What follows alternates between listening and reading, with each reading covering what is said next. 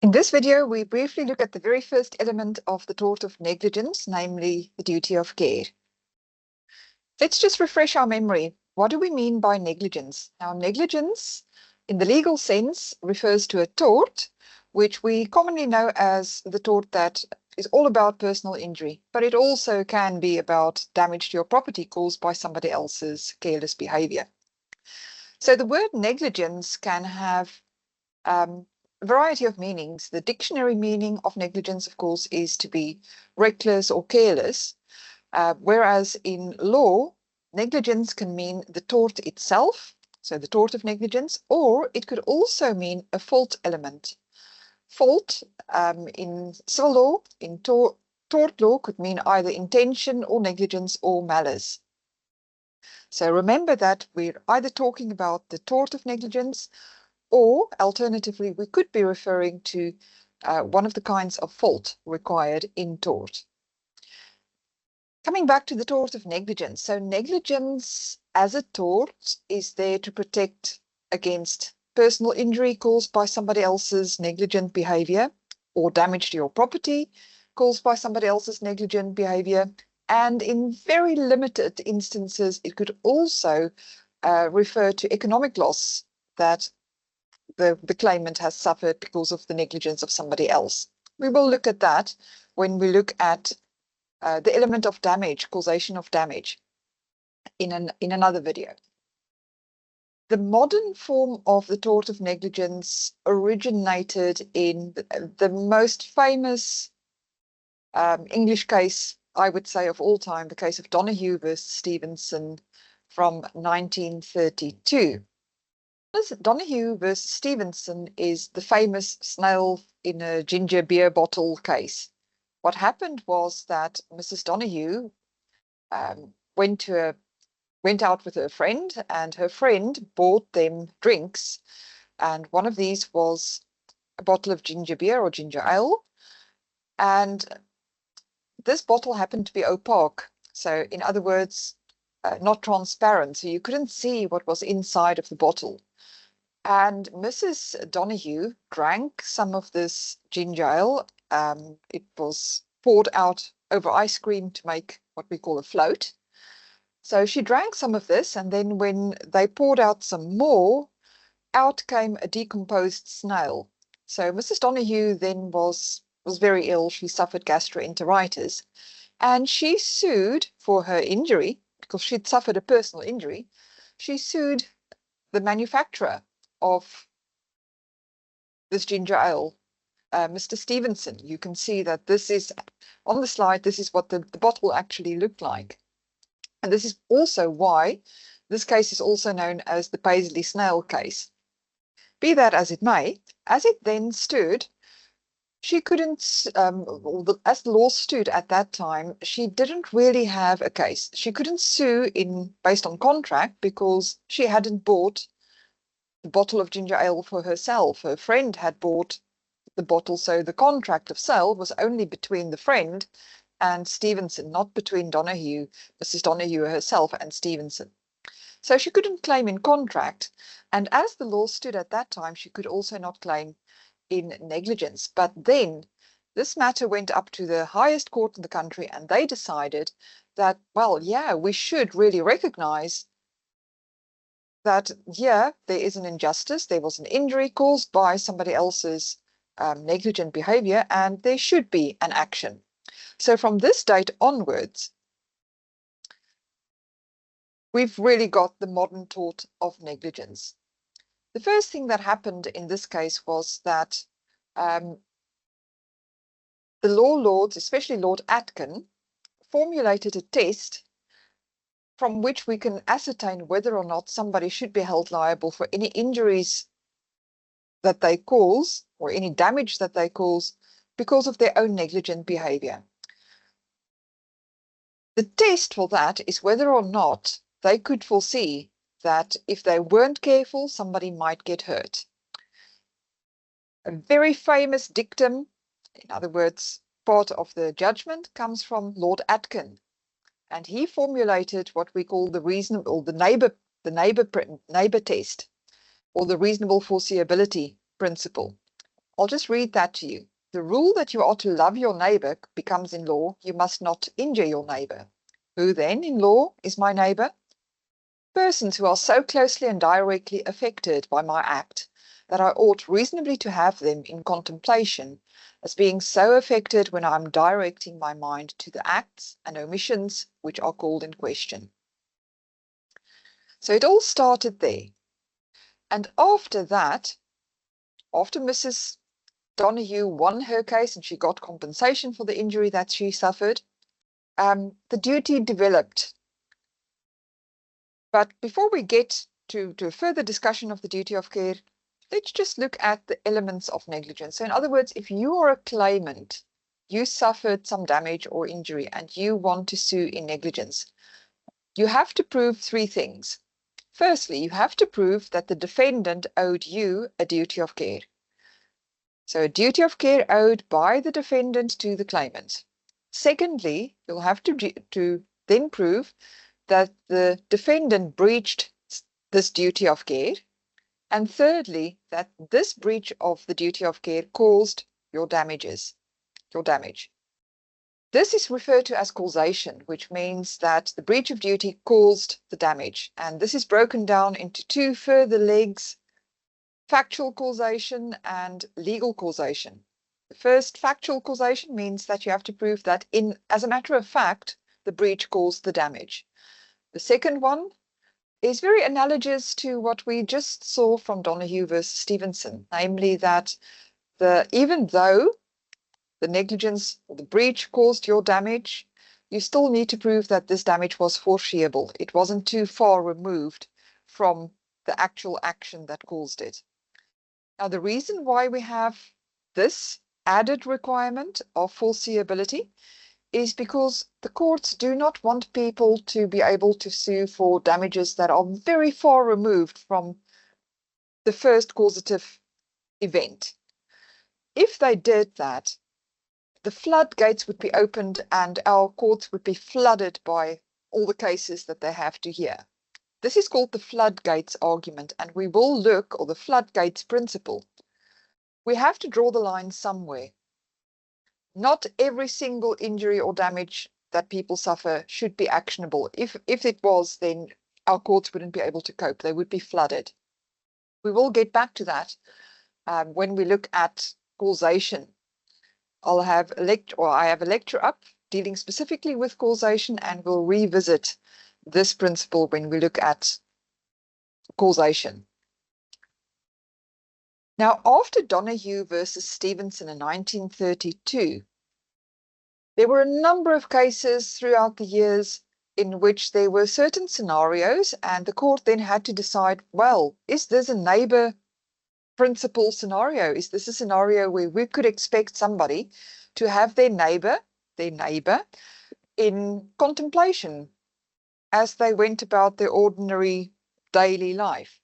So in other words, we had a number of instances, a number of scenarios that came before the court where the claimant said, well, I suffered injury or damage and the defendant had a duty of care towards me. Now, did the defendant actually have a duty of care towards them?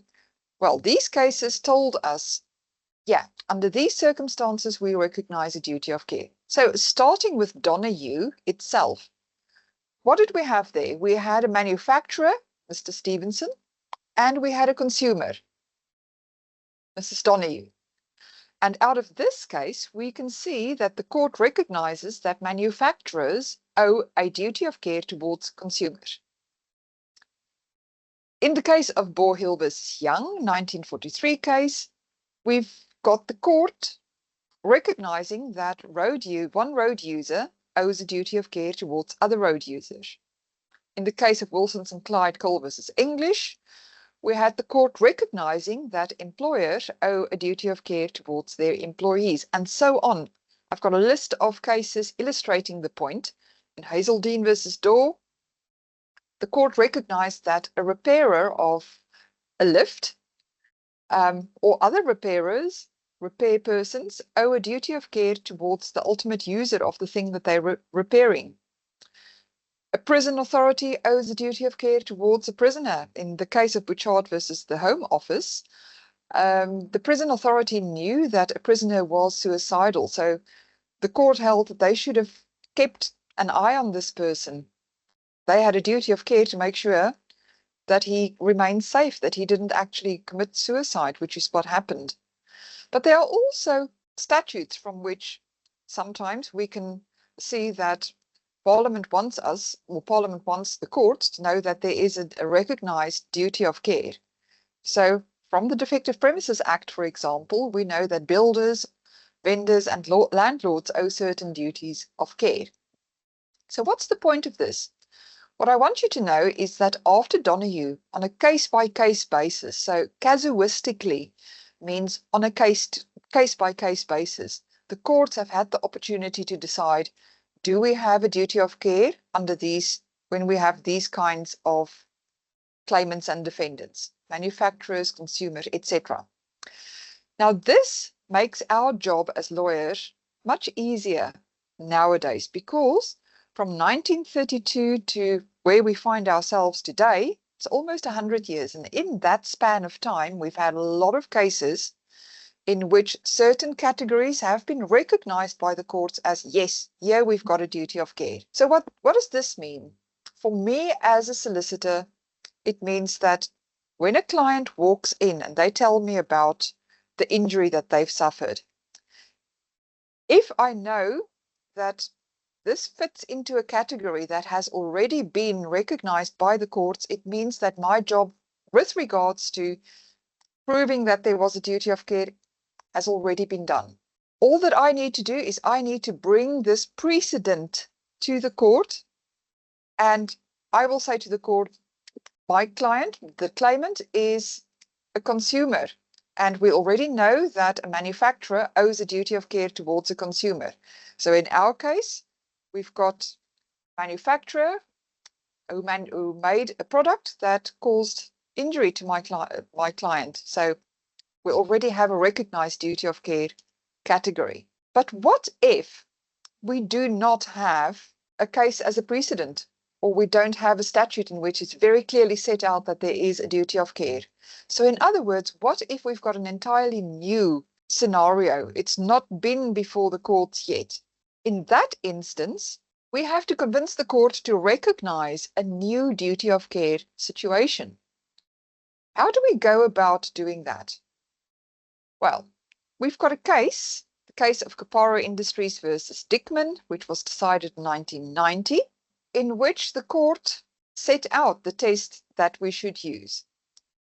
So in this case, the fact, very, very briefly, was that a company's auditors negligently compiled an audit of a company's accounts, which was then relied upon by another company who wanted to take over the company. And because the audit was made negligently, they lost money on the transaction because they thought the company they were taking over was in good financial nick, whereas it wasn't. But they relied on the audit which said that it was in a good financial position. So they went ahead with the takeover and they lost money. They then sued the auditors for the financial losses that they made. And go and read the case to see whether or not they were actually successful with their claim.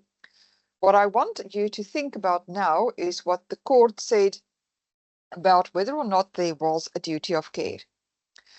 First off, the court rejected a presumption of a duty of care. So the court said you cannot just assume that there is a duty of care. You have to prove that there is a duty of care. So how do you prove that?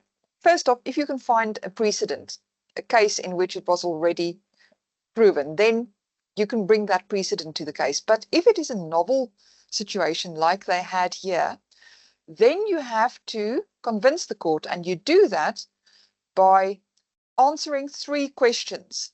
And those 3 questions is the 3-stage test that we get from Caparo. So the first question is, you have to prove to the court that the damages that were caused to the claimant was reasonably foreseeable by the defendant. So that's the first test, reasonable foreseeability. Secondly, you have to prove that there was proximity between the defendant and the claimant. So either that would be physical proximity, they were close to each other, or it could be also relational proximity. So they were in a relationship, a close that was regarded as being proximate to each other, close to each other. And finally, you have to convince the court that it would be fair, just, and equitable to impose liability, to impose a new duty of care, to recognize a new duty of care situation. And this is where policy comes in again. So the courts will think about, if we do this, would it be opening the floodgates? So would the courts then be overwhelmed by everybody out there coming and claiming, right? So fairness and equitability. If you convince the court of all three of these questions, then the court will say, yes, we've got a duty of care. You will then, in effect, have created a new precedent. So in other words, a case that can be relied upon subsequently for other people to say, yep, under these circumstances, we've got a duty of care. Now, just one thing about caparo. It's a mistake to think that you always have to go through the three-stage test of caparo. It's not necessary if there are precedents.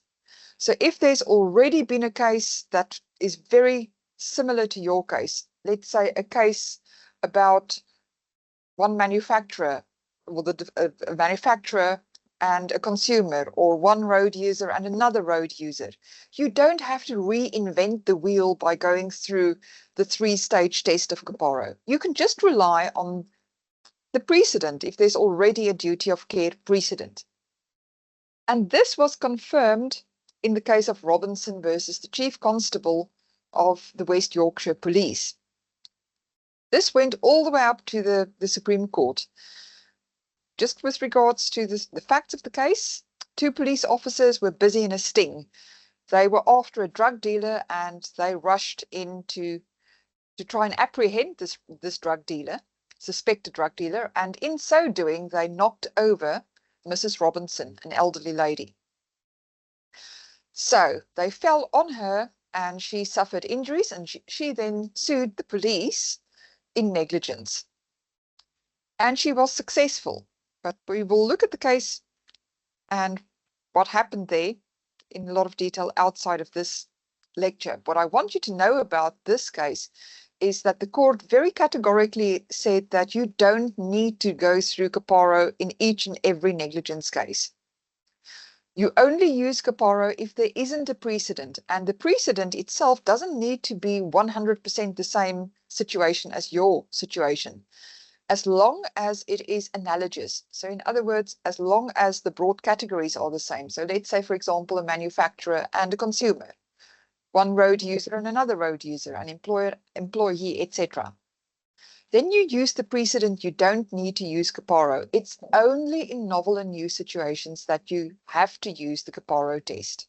So remember that. Now, just to reiterate, how do you determine if a duty of care exists? Firstly, you go look for a valid precedent, analogous or the same as your situation. If there is a precedent, if the answer to that is yes, either there's a case that's very much analogous to yours, in which it was recognized that in this category we have a duty of care, or if there's a statute that says categorically that yes, there's a duty of care, then you've got a duty of care. And this is the first thing that, remember, you have to prove in a negligence claim. You have to prove that the defendant owed the claimant a duty of care. There are two other things that you need to prove, but you'll now have proven the very first element, duty of care. But let's say that there isn't a precedent. So it's a new situation. It hasn't been decided by the courts yet. Then and only then do you use the caparo test. And the caparo test works like this. Firstly, you ask, was the damage foreseeable by the defendant? If the answer is no, the defendant, it would not have been foreseeable for the defendant to see that there's a possibility that damage could result from what I'm doing here. Then there's no duty of care. Now, what does that mean? It means that it's too bad there's no negligence claim. Because for negligence, you have to prove all three of those elements that I've told you about. If even just one of them is not there, it's too bad. No negligence claim proven. All three of them have to be there. Right, getting back to the Caparo test. If the damage is foreseeable, then you go to the second question, the proximity question, where you ask, was there proximity between the defendant and the claimant? If the answer is no, once again, end of story. No further, you don't even need to go to the other elements of negligence, because that's the end of the road for your client. There's no negligence claim if there is no duty of care. If, however, the answer is yes, you go over to the last question. And this is the more difficult one. This is where your legal argument skills will be very important, because now you've got to convince the court that it would be fair, just, in the interests of justice and reasonable, to recognize that there should be a duty of care recognized in this situation. If you cannot convince the court of that, no duty of care, no negligence. If you have convinced the court that there should be a new duty of care category recognized, then we have a duty of care, and then you can go on to the next element that you have to prove for the negligence claim. So this brings us to the end of the first element that you have to prove in a negligence case, that there was a duty of care owed by the defendant to the claimant. I do have a separate lecture on specific duty of care problem areas, which I want you to go and have a look at as well. This includes, for example, the duty of care or the difficulties in proving that there was a duty of care when we are dealing with defendants such as the police, other public officials such as social workers, etc. So there are certain categories where we've got problems in proving that there is a duty of care. Go and have a look at that. But this is the basics that you need to know about duty of care. We then also need to look at, how do you prove that there was breach of duty? Have a look at my separate lecture on that. And then finally, how do you prove that there was causation? I've got a separate lecture on that as well. But for now, this is what you need to know about the duty of care.